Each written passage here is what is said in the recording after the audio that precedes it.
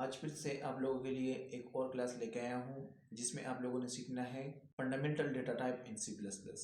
अगर आप देखें तो प्रोग्राम में जो हम वेरिएबल बनाते हैं उसमें हम डेटा स्टोर करते हैं, वो वेरिएबल जो है पीछे मेमोरी में आपके सेव होता है। लेकिन सेव करने के लिए हम मुख्तलिफ़ किस्म की डेटा जो है वो एक्सपोर्ट करते हैं, इंसर्ट करते हैं, सेव कर लेते हैं। लेकिन कंप्यूटर को ये जानना ज़रूरी है कि आपने किस तरह के डेटा को सेव करना है। कंप्यूटर को ये बताना चाहिए कि आपने इस टाइप का डेटा इसमें सेव करना है। तो ये डेटा टाइप करता क्या है, इसमें डेटा टाइप कंपाइलर को बताता है कि आपने यहाँ पे इस किस्म का डेटा सेव करना है। मीन ये कि इंटीजर सेव करना है, कैरेक्टर सेव करना है, अनसाइंड डेटा सेव करना है, बूलियन सेव करना है, कौन सा डेटा आपने सेव करना है वेरिएबल के अंदर। इसमें इस डेटा टाइप में कुछ कॉमन डेटा टाइप है जो सी प्लस प्लस में यूज हो रहे हैं। ठीक है, वो है मैंने आपको पहले भी बताया था, इंटीजर है, फ्लोटिंग पॉइंट है और कैरेक्टर है। ये सारे क्या है, ये डेटा टाइप है। ये फर्दर डिवाइडेड है। ये अगर मैं सारे के एक ही क्लास में आपको सबका सारा जितने भी डेटा टाइप है अगर मैं वो आपको बताऊं तो ये लेक्चर बहुत ही लंबा हो जाएगा। इसमें क्या करूँगा, इसको डिवाइड करूँगा। ठीक है, कुछ अभी बताऊँगा और कुछ नेक्स्ट लेक्चर में, ताकि आप डिस्टर्ब ना हो और आपको देखने में कोई परेशानी ना हो। पहले मैं आपको इसमें बताऊँगा करेक्टर डेटा टाइप का। करेक्टर आपको ये इस तरह है, CHAR, ये करेक्टर ये क्या करता है, ये करेक्टर को रिप्रेजेंट कर लेता है। ठीक है, ये एक डेटा टाइप है। ये सपोज ये आप समझ ले कि नेम, ये डेटा टाइप है, ये इसका वेरिएबल है।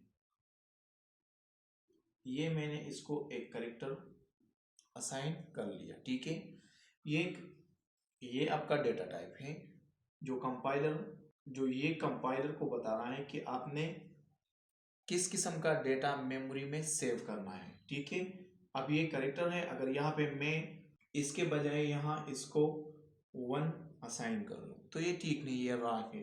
क्योंकि ये करेक्टर है, ये करेक्टर डेटा सेव करेगा आपका पीछे मेमोरी में, डिजिट सेव नहीं कर सकता, फ्लोटिंग पॉइंट डेटा आपका सेव नहीं कर सकता।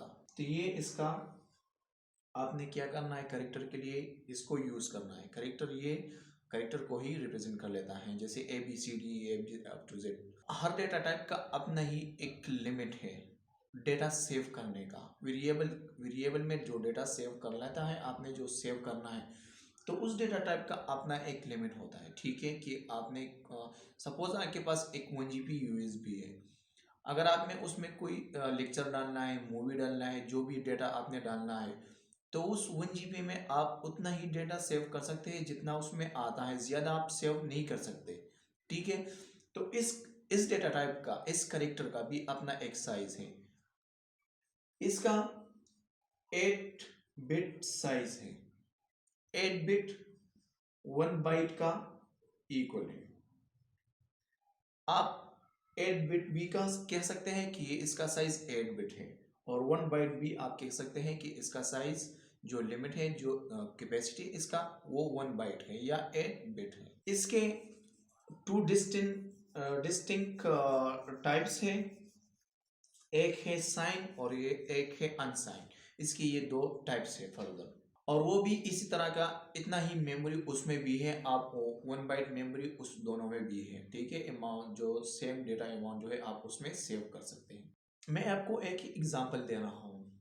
सपोज ये करेक्टर है, ये डेटा टाइप मैंने ले लिया।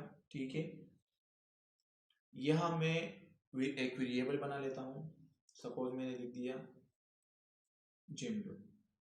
ठीक है, और इसको मैंने एक वैल्यू असाइन करना है, एक डेटा मैंने इसके अंदर सेव करना है।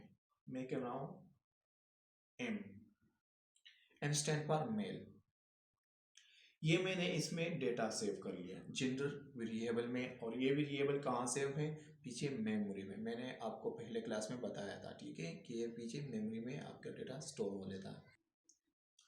मैंने आपको बताया था कि ये 1 बाइट 8 बिट डेटा आपका स्टोर कर लेता है। इस एम का साइज जो है वो 1 बाइट है। एक करेक्टर का साइज जो है एक कैरेक्टर का वो 1 बाइट है या 1 बिट है, दोनों एक इक्वल है। सपोज ये 8 बिट है, बी 8 बिट है, ये सारे सारे के एक ही कैरेक्टर का साइज जो है वो 8 बिट है। ठीक है, मैं आपको यहाँ पे प्रैक्टिकली दिखा रहा हूँ, स्क्रीन पर चलते हैं और वहाँ पे देख लेते हैं कि ये किस तरह काम कर लेता है। ठीक है, मैं यहाँ पे फाइल पे आया, एक न्यू फाइल बना लिया। यहाँ पे मुझे कोड लिखना पड़ेगा पहले।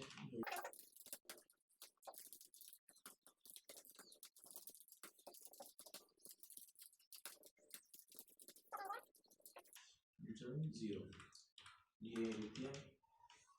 यहाँ पे मैं लिख रहा हूँ एक एग्जांपल के तौर पे, मैं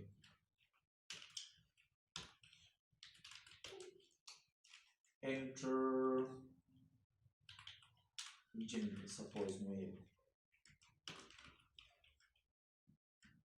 टर्मिनेटर लगा और यहाँ पे मैं पहले एक कैरेक्टर यहाँ पे पहले डिक्लेयर करना पड़ेगा मुझे, CHAR, ये वो डेटा टाइप है। ठीक है, जो कंपाइलर को बताना है कि आपने किस टाइप का डेटा सेव कर लेना है।